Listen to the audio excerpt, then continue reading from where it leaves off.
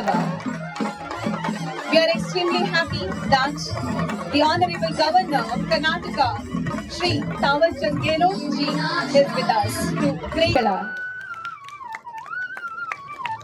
ಸಂಸ್ಕೃತಿಯನ್ನ ಪರಂಪರೆಯನ್ನ ಪರಿಚಯಿಸುವಂತಹ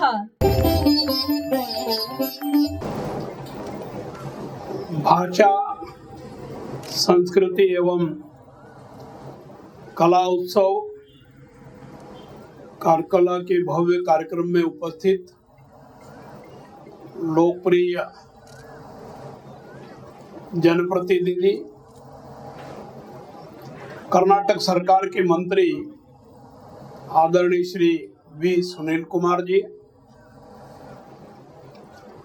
कर्नाटक सरकार के सचिव इस विभाग की डॉक्टर एन मंजुला जी, बार एसोसिएशन करकला के अध्यक्ष श्री सुनील कुमार जी शेट्टी साहब, आदरणीय डॉक्टर मोक्षले जी, आदरणीय प्रशांत कुमार मिश्रा जी, एमडी बेस्कॉम,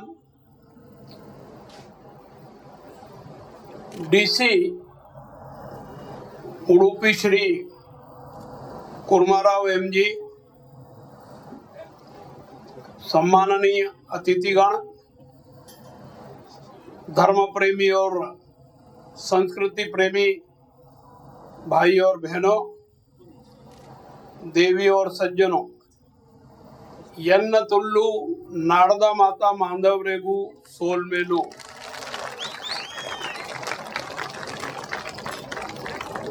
ನಮಸ್ಕಾರ, ತಮ್ಮೆಲ್ಲರಿಗೂ हार्दिक अभिनंदनेಗಳು।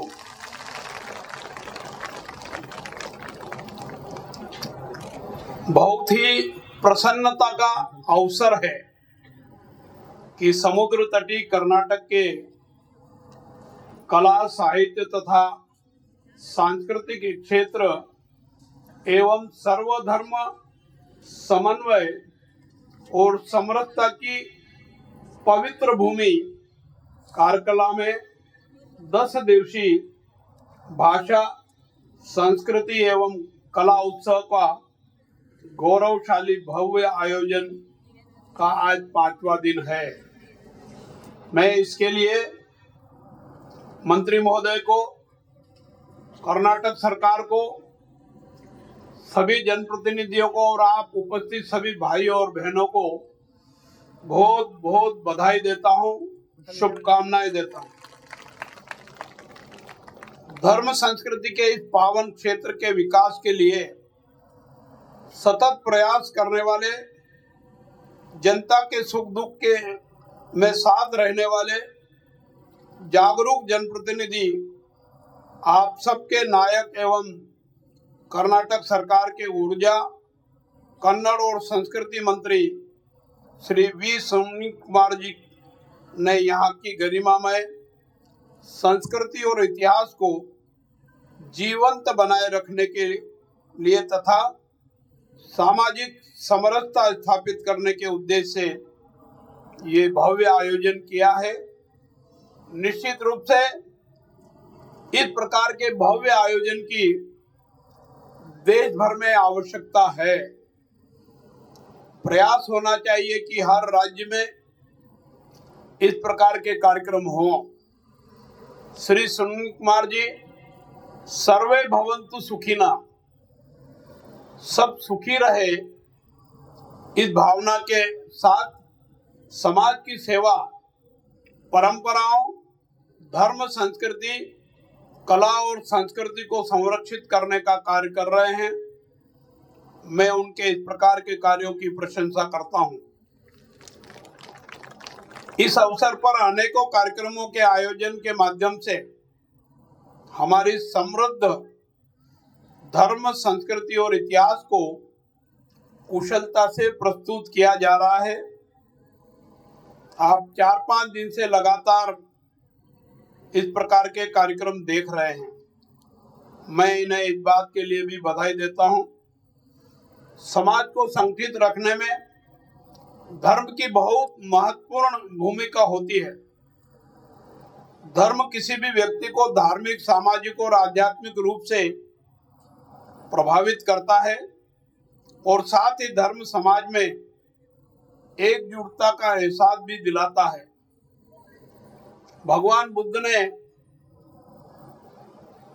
हमको एक संदेश दिया, धम्मम शरणम गच्छामि, संगम शरणम गच्छामि। ये संदेश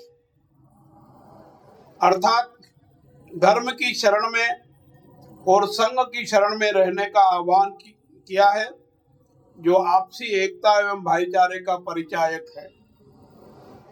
भगवान बुद्ध ने बहुजन हिताय बहुजन सुखाय का उपदेश दिया और धर्म चक्र को गति दी। पंचशील सिद्धांत के प्रवर्तक एवं जैन धर्म के 24वें तीर्थंकर महावीर स्वामी ने अहिंसा के मूर्तिमान प्रतीक के रूप में अपना स्थान देश और दुनिया में बनाया और भगवान के रूप में माने जाते हैं। उन्होंने दुनिया को सत्य, अहिंसा और त्याग जैसे उपदेशों के माध्यम से सही राह दिखाने की सफल कोशिश की है। भगवान महावीर स्वामी ने संसार को जियो और जीने दो की प्रेरणा का संदेश दिया, जिसकी आज भी महती आवश्यकता है। स्वामी विवेकानंद के अनुसार धर्म लोगों को संगठित करने का कार्य करता है और भाईचारे की भावना के साथ समाज के समग्र विकास के पथ पर अग्रसर करता है। सामाजिक एकता को बढ़ावा विश्व के सभी धर्मों की स्थापना का मूल उद्देश्य है। भारत की संस्कृति, कर्नाटक की संस्कृति अति प्राचीन है। अनेक बार संस्कृति को कमजोर करने के प्रयास भिन्न भिन्न कारणों से हुए और वो कमजोर होने की बजाय आज भी देश और दुनिया में अधिक संख्या में प्रचारित हो रही है। हमारा धर्म सर्वधर्म संभाव और वसुधैव कुटुंबकम की भावना से प्रेरित है। हम सभी धर्मों का आदर करते हैं और अपेक्षा करते हैं कि हम भारतीय हैं, भारतीय संस्कृति हमारी है, देश में अनेक भाषाएं हैं, अनेक वेशभूषाएं हैं, परंतु फिर भी हिंदुस्तान के किसी भी कोने में चले जाओ,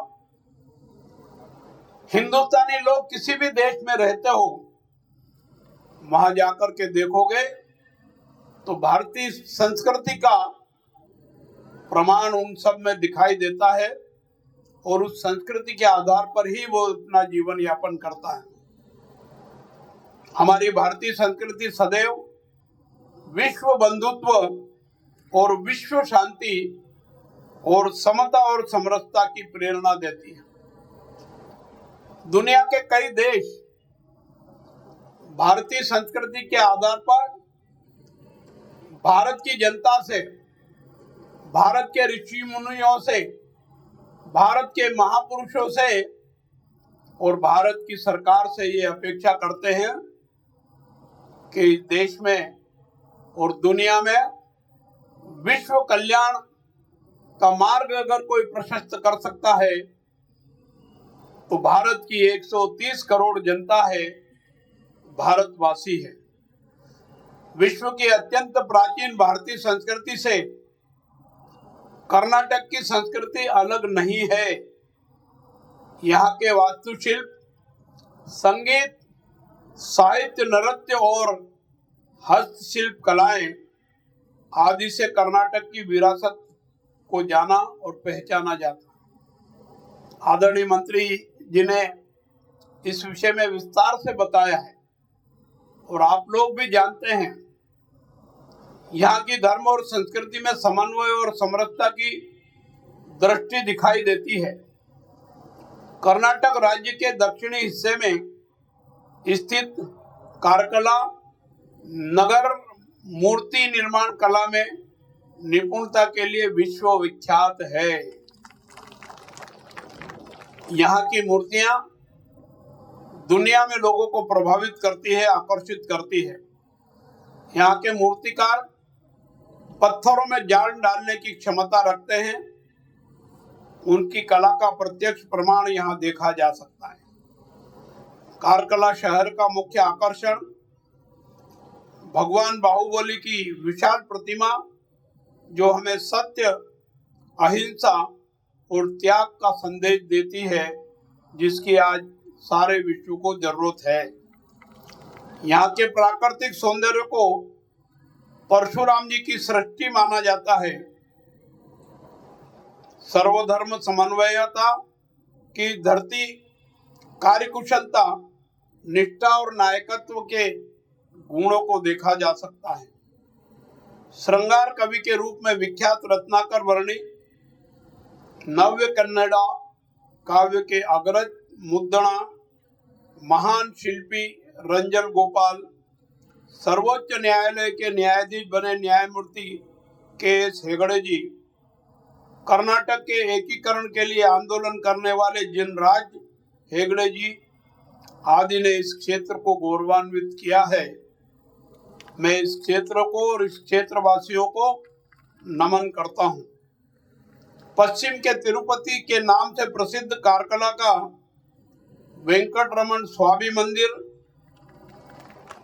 अतुर कांसन, लॉरेंस चर्च, विशिष्ट चतुर्मुख बसदी आदि धार्मिक, सांस्कृतिक और प्राकृतिक धरोहर के कारण कारकला कर्नाटक राज्य का ही नहीं, देश का महत्वपूर्ण पर्यटन स्थल है।